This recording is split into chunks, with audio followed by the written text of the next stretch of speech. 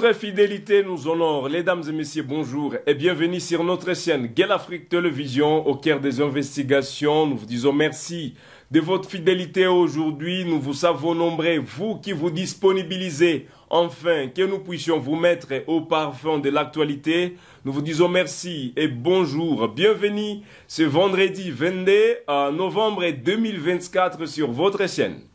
On en parle ce matin de l'arrivée de Madame Judith Suminwa Tuluka, la première ministre congolaise qui va arriver aujourd'hui dans la ville touristique de Goma, dans la province du Nord Kivu, pour évaluer l'état de siège qui est dans deux provinces, notamment la province de l'Ituri et la province du Nord Kivu. Elle va d'abord commencer dans la province du Nord Kivu et elle est entendue par la population. Et l'état de siège, on en parle aujourd'hui, l'état de siège qui a plus de 3 ans déjà, qui a été instauré en 2021. Aujourd'hui, on est en 2024, ça fait plus de 3 ans que l'état de siège est mis à rigueur. C'est-à-dire, on évalue l'état de siège. Samalou Konde est venu un certain temps pour évaluer l'état de siège et c'est maintenant le tour de Madame Judith Suminwa Tuluka comme la première ministre qui va pouvoir évaluer l'état de siège de la province du Nord Kivu et de l'Ituri. Mais je rappelle, elle va d'abord commencer dans la province du Nord Kivu.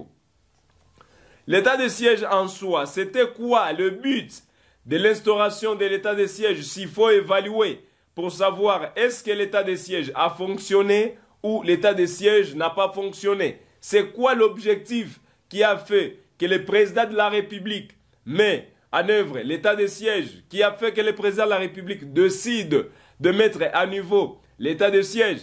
C'était par rapport à l'agression rwandaise, c'était par rapport à la guerre qui est en train de se passer dans la province du Nord Kivu et de l'Ituri. Vous le savez très bien, dans la province du Nord Kivu, on parle de la rébellion du M23 qui agresse la RDC dans cette partie.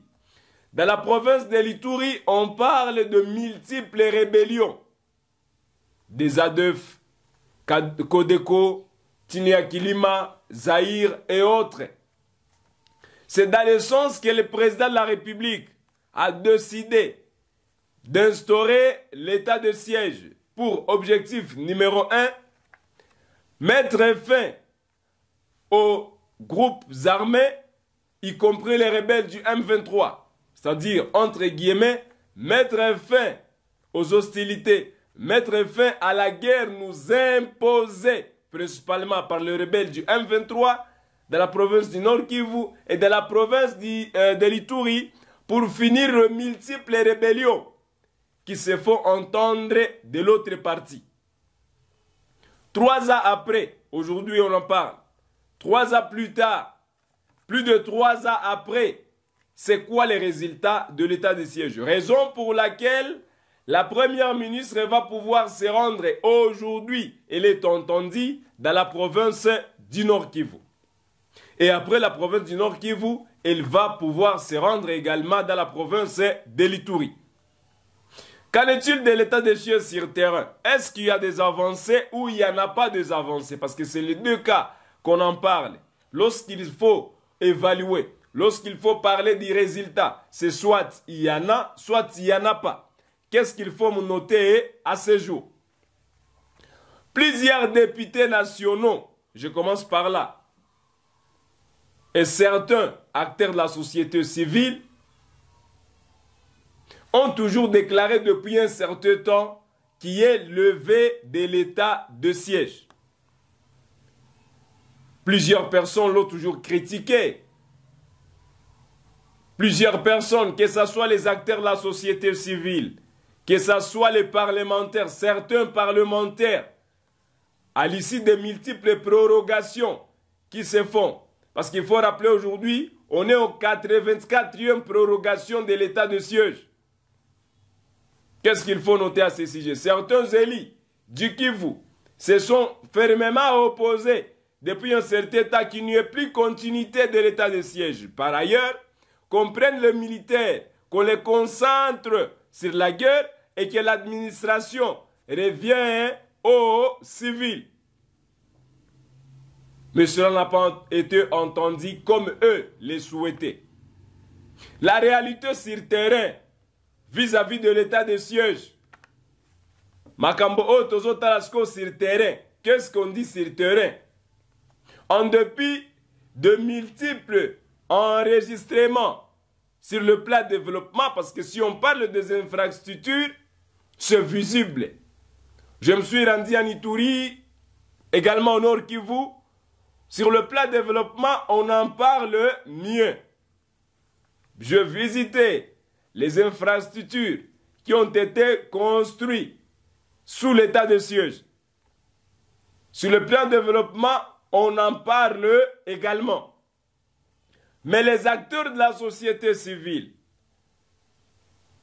le député Eli Dikivu, certains parmi eux, pensent que cela ne suffit pas et que ce n'est pas cela le principal objectif qui a fait que l'état de siège soit instauré dans les deux provinces, notamment Ituri et Nord Kivu. Raison pour laquelle la première ministre va pouvoir se rendre dans ces deux provinces pour évaluer le bilan de l'état de siège après 3 ans. Et plus, on en parle aujourd'hui.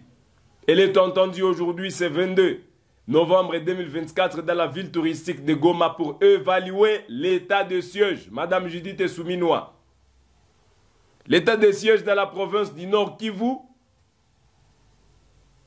qui est menacé par le rebelle du 1-23, c'est quoi les résultats? C'est quoi les bilans? Raison pour laquelle Madame Judith Souminois, la chef du gouvernement, viendra voir, palper du doigt la réalité elle-même, pour savoir si on va devoir lever l'état de siège ou bien si l'état de siège pourra continuer. Parce que pour lever l'état de siège, bien que les gens vont vraiment le décrier, il faudra encore que l'ordonnance qui a instauré l'état de siège, que ce soit même ordonnance présidentielle qui va lever l'état de siège.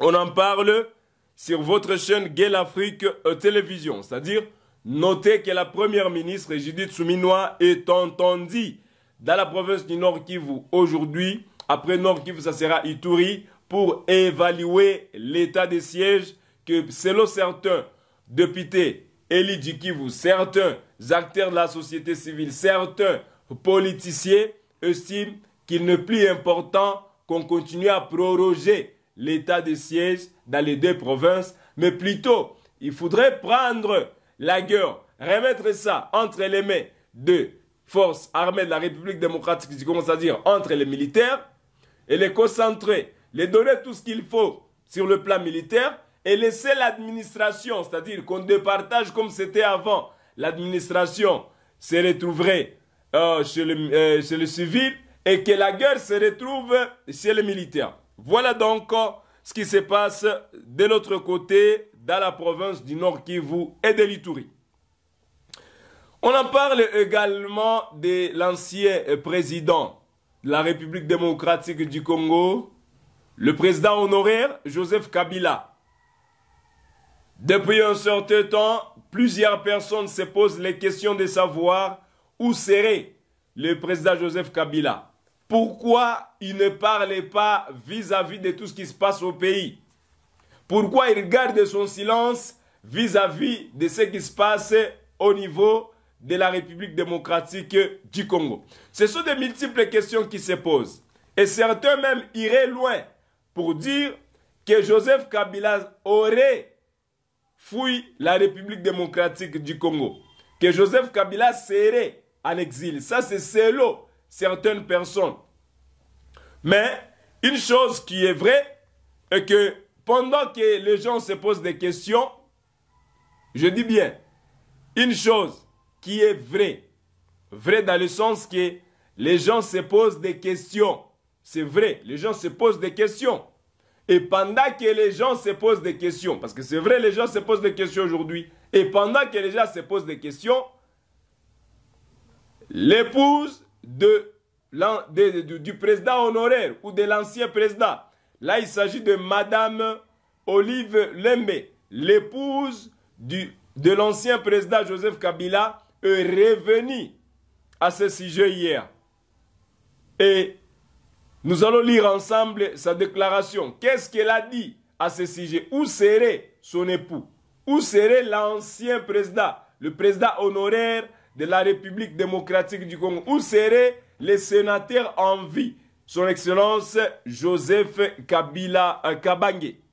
Alors nous allons lire cette citation ensemble de la déclaration de l'épouse de l'ancien président ou du président honoraire, le sénateur à vie, son Excellence Joseph Kabila Kabange.